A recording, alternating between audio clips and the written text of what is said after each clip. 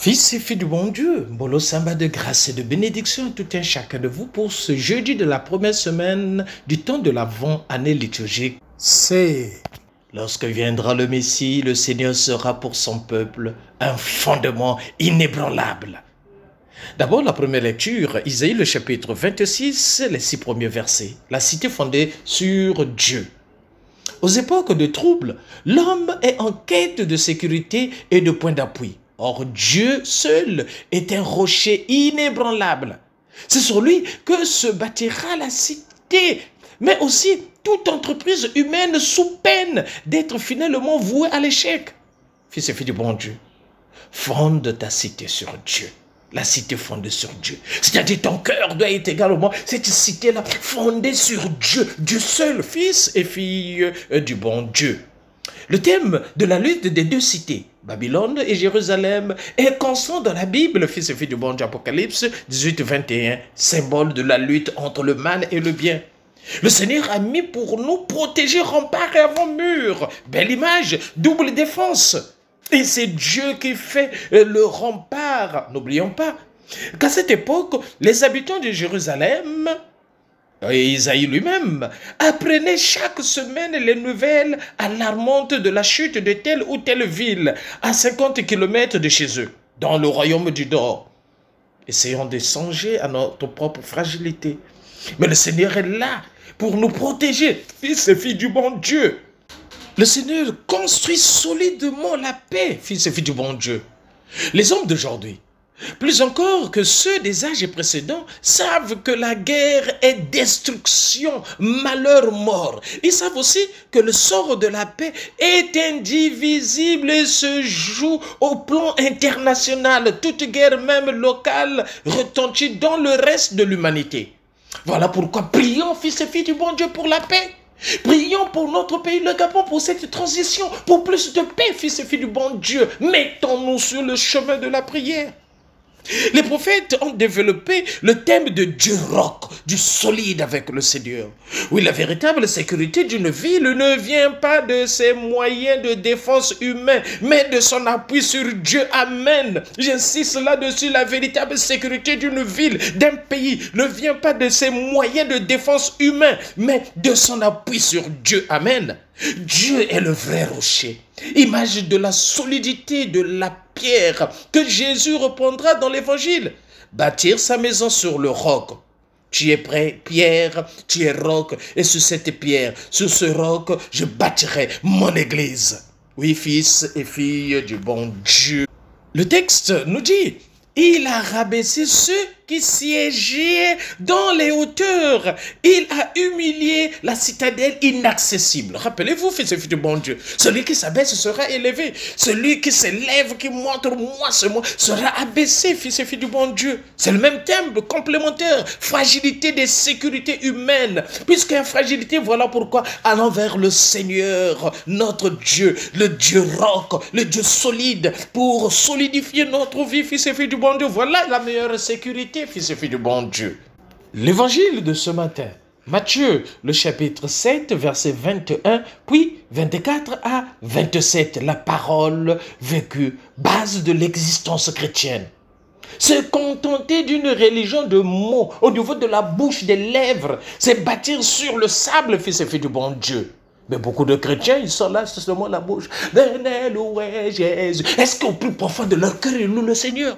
Beaucoup sont, Alléluia, la paix de Jésus, c'est pour toi. Même il y en a qui ont de la haine contre leurs frères, leurs soeurs, ils sont là, la paix de Jésus. Oh, fils et filles du bon Dieu, ne mettons pas, ne nous contentons pas d'une religion des mots. Il faut se bâtir sur le sable. Pour bâtir sur le roc, écouter la parole ne suffit pas. Il faut y joindre les œuvres qui la mettent en pratique, fils et filles du bon Dieu. Oui, la prière et l'action ne sont pas opposées, fils et filles du bon Dieu. Il ne suffit pas de prier, mais il faut mettre la parole de Dieu en pratique. Il faut une adhésion de la foi. Ça ne doit pas rester au niveau de mots, fils et filles du bon Dieu. Il faut que nous puissions également nous engager en prière. On s'engage. Ça renvoie à nos tâches en tant que, à nos tâches humaines, à nos responsabilités de tous les jours.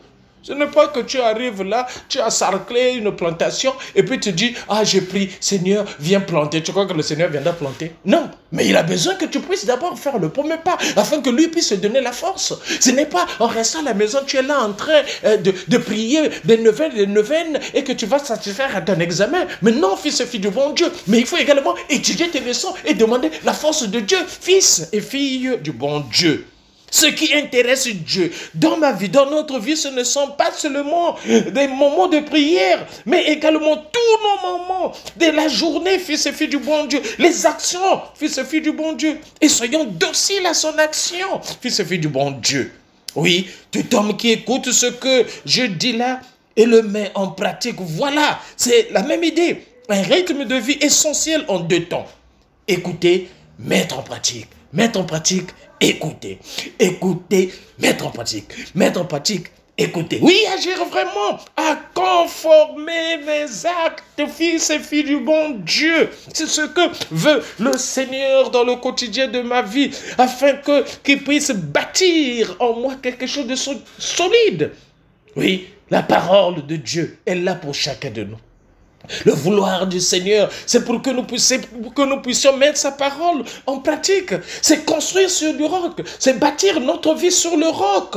C'est bâtir notre vie sur le Seigneur lui-même. Oui, l'humanité a besoin d'hommes et de femmes solides, de constructeurs qui construisent du solide avec Dieu. Construisent de l'amour solide avec Dieu. Fils et fille du bon Dieu. Oui, je suis croyant, mais je ne suis pas pratiquant. Beaucoup le disent aujourd'hui, oh je suis croyant mais je ne suis pas pratiquant. Mais non, fils et filles du bon Dieu, vrai qu'il y a bien des manières de pratiquer.